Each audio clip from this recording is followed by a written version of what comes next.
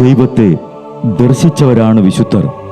ആ വിശുദ്ധരോടൊപ്പം മാലാഖമാരുമായി സ്വർഗീയ ആനന്ദത്തിൽ ആയിരിക്കുന്ന ഞങ്ങളുടെ വാത്സല്യനിധിയായ അമ്മ ത്രേസ്യാളിൻ്റെയും പ്രിയ സഹോദരങ്ങളായ മണിദാസിൻ്റെയും ബ്രൈറ്റിൻ്റെയും പാവന സ്മരണയ്ക്ക് മുൻപിൽ ബ്രൈറ്റ് ഗ്രൂപ്പ് ഓഫ് അക്കാഡമീസ് പ്രാർത്ഥനാപൂർവം സമർപ്പിക്കുന്നു ഇന്നത്തെ വിശുദ്ധർ. അവതരണം അനിൽ കുഴിഞ്ഞകാല. ആശയം മുത്തയ്യൻ ആൻഡ് സെലിൻ പ്രിയ.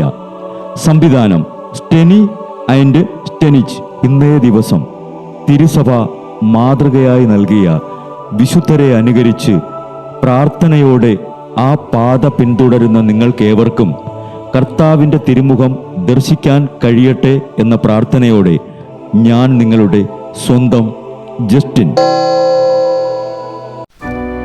ഇന്ന് ജൂലൈ 31 വിശുദ്ധ ഇഗ്നേഷ്യസ് ലയോളയുടെ തിരുനാൾ.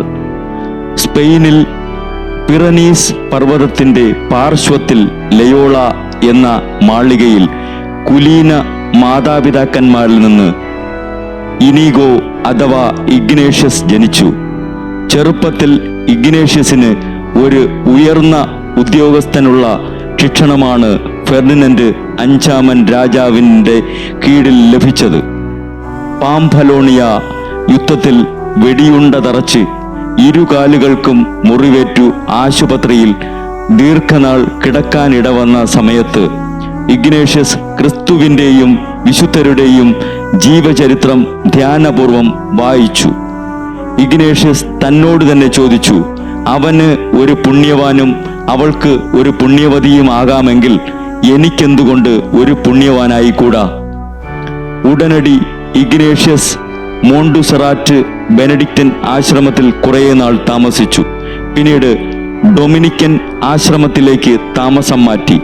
1534 33-ാമത്തെ വയസ്സിൽ ഇഗ്നേഷ്യസും ഫ്രാൻസിസ് സേവിയറും ഉൾപ്പെടെ 7 പേർ ദാരിദ്ര്യത്തിലും കന്യാവ്രതത്തിലും അനുസരണത്തിലും ജീവിക്കാൻ വ്രതമെടുത്തു. മാർപ്പാപ്പ നിയോഗിച്ചിരുന്ന സ്ഥലങ്ങളിൽ ജോലി ചെയ്യാനും അവർ നിശ്ചയിച്ചു. 1538 3-ാം പൗലോസ് മാർപ്പാപ്പ അംഗീകാരം നൽകിയ പുതിയ സഭയ്ക്ക് ഇഗ്നേഷ്യസ് സുപ്പീരിയർ ജനറലായി. പ്രൊട്ടസ്റ്റന്റ് വിപ്ലവകാലത്ത് കുരുത്ത ഈശോ സഭയ്ക്ക് പ്രൊട്ടസ്റ്റന്റുകാരുടെ മാനസാന്തരത്തിന് പ്രാർത്ഥിക്കുകയായിരുന്നു പ്രധാന ലക്ഷ്യം. അന്ന് ഇഗ്നേഷ്യസ് തൻ്റെ അനുയായികൾക്ക് നൽകിയ ഉപദേശം പാഷാണ്ഡികൾ സന്നിഹിതരായിരിക്കുമ്പോൾ നിത്യസത്യങ്ങൾ പ്രതിപാദിക്കുക, സൂക്ഷിച്ചു വേണം, ഉപവിയുടെയും ക്രിസ്തീയ ആത്മനിയന്ത്രണത്തിൻ്റെയും മാതൃക അവർക്ക് കാണാൻ സാധിക്കണം. കഠിന പദങ്ങൾ ഉപയോഗിക്കരുത്, യാതൊരു പുച്ഛവും പ്രകാശിപ്പിക്കരുത്. ഈ മഹത് സന്ദേശങ്ങൾ നൽകി 1556 ജൂലൈ 31 വിശുദ്ധൻ ദിവംഗതനായി.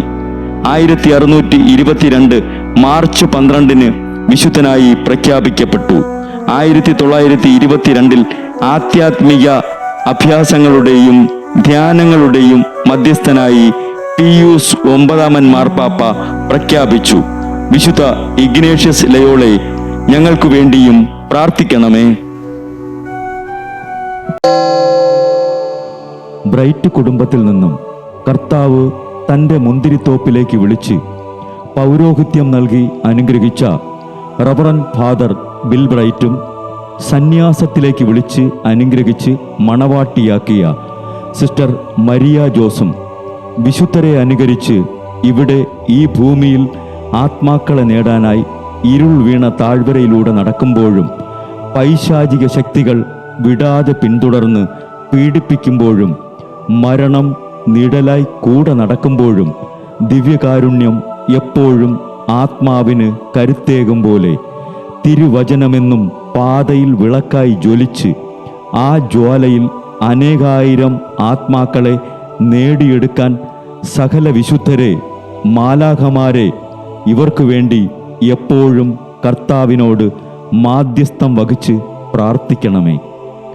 അനുദിന വിശുദ്ധർ നടന്ന വഴിയെ നടക്കുന്ന ഇവർ ഇവർക്ക് പിന്നാലെ കൽപ്പനകൾ പാലിച്ച് കരുത്തോടെ നടക്കുന്ന ഞങ്ങളും ഞങ്ങളുടെ പ്രിയപ്പെട്ടവർക്ക് അരികിലെത്തി നിത്യസൗഭാഗ്യം പങ്കിടാൻ അനുഗ്രഹമരുളണമെന്ന് കർത്താവെ, അങ്ങയോട് ഞങ്ങൾ പ്രാർത്ഥിക്കുന്നു.